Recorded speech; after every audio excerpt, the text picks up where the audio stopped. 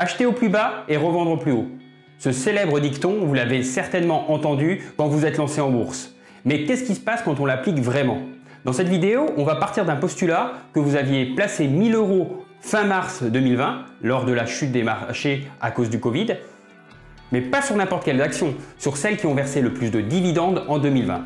Combien auriez-vous aujourd'hui, fin mars 2021?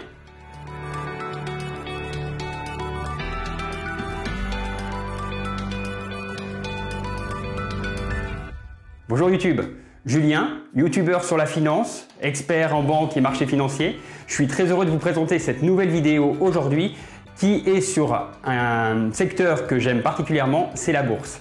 Pourquoi j'aime la bourse? Parce qu'il y a beaucoup de choses à dire, il y a beaucoup de choses, de fausses vérités qui sont lancées sur ce secteur et j'aime bien rétablir un petit peu la vérité. Alors, cette semaine, j'ai pris ma calculette et j'ai fait des calculs pour vous. Il y aura d'ailleurs un petit tableau qui sera disponible en bas de cette vidéo pour déterminer quel aurait été votre portefeuille potentiel si vous aviez placé 1000 € sur les 10 actions qui ont versé le plus de dividendes en 2020. Alors pour faciliter mon choix d'action, je me suis limité au SBF 120. Qu'est-ce que c'est le SBF 120? Première chose, c'est un indice. Alors si vous voulez en savoir plus sur les indices, j'ai fait une petite vidéo, n'hésitez pas à aller la voir. Pour faire simple, c'est les 120 plus grosses capitalisations de France. Le CAC 40, c'est les 40 plus grosses capitalisations. Qu'est-ce que c'est une capitalisation boursière? Une capitalisation boursière, c'est prix de l'action fois nombre d'actions. Ce qui veut dire qu'une capitalisation boursière ne prend en considération que la valeur boursière d'une entreprise. Dans cette vidéo, deux idées importantes. Le dividende et la notion de plus ou moins value latente. Comme d'habitude, cette vidéo n'est pas un conseil financier pour acheter telle ou telle action, c'est juste un exercice pédagogique. Je n'ai pas de conseils à vous donner sur ce point. Ce qui m'intéresse, moi, c'est de vous donner les outils, les méthodes pour pouvoir faire vos propres calculs et vos propres prévisions et avoir votre propre stratégie. Comme je le disais, il y a deux notions qui m'intéressent dans cette vidéo, c'est les dividendes et la plus ou moins value latente. On va commencer par les dividendes. Les dividendes, c'est un aspect souvent oublié par l'investisseur. Pourtant, il est primordial. D'ailleurs, pour l'illustrer, je vous conseille ma vidéo que j'avais fait sur qu'est-ce qui se serait passé si vous aviez placé 100 000 francs en 2001, qui va s'afficher ici. Je vous fais une définition très simple du dividende. Le dividende, c'est un montant cash qui vous est versé si vous détenez l'action la veille du détachement du coupon. Ces dates sont connues. Le montant aussi du dividende est connu et choisi par une assemblée générale. Elle est publiée, vous pouvez la trouver sur les sites internet spécialisés de bourse ou sur le site internet spécialisé dans l'entreprise. C'est sur les résultats passés. Ça veut dire que par exemple, les dividendes qui ont été versés en 2020 étaient sur le résultat 2019. Ça veut dire que si l'entreprise a fait d'excellents résultats en 2019, il est tout à fait possible qu'elle verse un dividende en 2020 et qu'elle fasse des très mauvais résultats en 2020 et qu'elle verse de très mauvais résultats en 2021 en ayant une énorme croissance en 2021. Donc les dividendes, comme je le disais, sont décidés par l'Assemblée générale si l'entreprise peut et veut en distribuer. Ce qu'il faut bien noter et ce que je souligne, ce que j'ai dit au début de cette définition et que je souligne encore, c'est que le dividende est versé. Vous l'avez dans votre poche, c'est du cash qui sera versé sur votre compte. Ça veut dire qu'on peut vivre de rente de dividendes versés par une entreprise. On passe sur la deuxième notion, la plus ou moins value latente. C'est vrai que quand on investit en bourse, on pense plus à la plus-value que au dividende. La plus-value, je rappelle, c'est très simple. Vous achetez à 10, vous revendez à 20, vous avez fait 10 de plus-value. Moins les frais. La moins-value, c'est le contraire, vous avez acheté à 10, vous revendez à 5, vous avez fait 5 de moins-value. Mais n'oubliez pas une chose, tant que vous n'avez pas vendu, vous n'avez ni gagné ni perdu. Ce qui veut dire que votre plus-value latente ne vaut strictement rien en réel. C'est une plus-value virtuelle.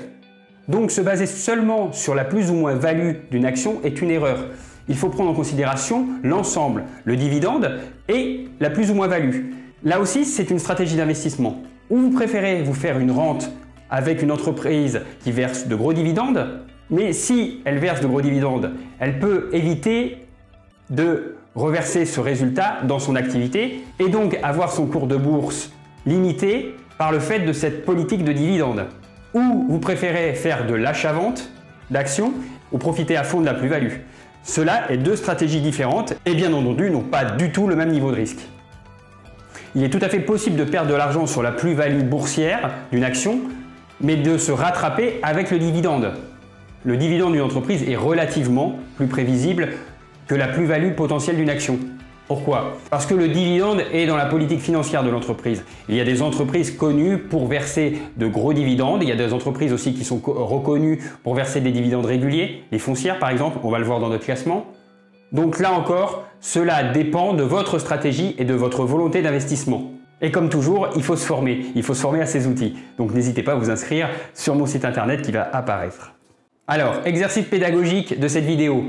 J'ai cherché les 10 entreprises françaises du SBF 120 qui ont versé le plus de dividendes en 2021 pour l'exercice 2020. Ce tableau, vous pouvez le trouver en description de cette vidéo. Je ne vais pas reprendre point par point ce tableau, je vais juste vous donner une analyse assez simple. Les chiffres, vous les lirez de vous-même. On voit qu'il y a déjà deux secteurs prédominants dans ces entreprises versant des dividendes. Le luxe, les foncières, qui ont versé beaucoup de dividendes mais qui ont connu un cours de bourse un peu plus compliqué, ce qui peut s'expliquer tout simplement parce que l'immobilier de bureau a été durement frappé par le Covid. Et après des domaines assez spécifiques comme Dassault Aviation, le transport de GPL avec GTT et Sanofi pour les raisons que vous devinez assez simplement. Vous voyez, grâce à un tableau comme ça qui prend quelques minutes à faire, vous êtes capable de déterminer des secteurs qui sont en croissance, des secteurs où vous pouvez avoir l'idée d'investir. Et tout ça, ça s'apprend grâce à des outils simples, à des outils informatiques, à des outils de compréhension. Nous avons accès à tout un tas d'informations sur Internet, des informations financières très facilement exploitables et il ne vous manque que la connaissance pour vous lancer. Et on arrive au moment intéressant de cette vidéo. Si vous aviez placé 1000 € sur votre livret de caisse d'épargne pendant un an, c'est très simple à calculer, vous auriez net de tout 5 € en plus. Dans les 10 valeurs j'ai placé en dessous, les 10 valeurs que j'ai pris un petit peu aléatoirement, juste à cause du dividende, vous auriez surperformé le livret A dans tous les cas de figure, grâce au dividende ou grâce à la plus-value. Pour la meilleure performance de ce tableau, il s'agit de Sanofi qui a fait une très bonne année en bourse et en plus a versé un dividende. Vous auriez reçu net de tout plus de 300 €. Pour 1000 € placés, vous auriez gagné 300 €. Je suis persuadé que ces 300 €, ça représente certainement plus que tous les livrets d'épargne que vous possédez, peu importe les montants qu'il y a dessus. Donc, garder tout son argent sur des livrets d'épargne est aussi stupide que de placer tout son argent en bourse. L'important, c'est une gestion des risques, savoir mettre une partie en sécurisé et une partie en moins sécurisé. Et quand je parle de certaines valeurs, je ne parle pas de valeurs très spéculatives ou de produits très compliqués. L'action, ça s'apprend, ça s'appréhende et c'est au niveau de n'importe qui. C'est pour cela que je vous invite à vous former sur ces sujets en vous inscrivant à la newsletter, en vous abonnant à cette chaîne, en partageant cette vidéo et en n'oubliant pas que le seul investissement perdant à l'heure actuelle, c'est de perdre du temps, c'est de ne pas se former, c'est de ne pas profiter. Il est sûr d'une chose, c'est que les actifs vont augmenter, le prix des actifs va augmenter. Faut-il savoir ce qu'est un actif? Faut-il savoir comment l'utiliser? Faut-il savoir comment l'appréhender? Faut-il savoir comment il est taxé? Et le seul mauvais investissement, c'est l'investissement que vous ne faites pas en vous dès aujourd'hui. Donc dès maintenant, ne perdez plus de temps et formez-vous. Voilà, n'hésitez pas à laisser un petit commentaire sous la vidéo si vous avez des questions, si vous avez des interrogations sur les méthodes de calcul que j'ai utilisées pour ce petit tableau. Et je vous dis à très bientôt pour une nouvelle vidéo.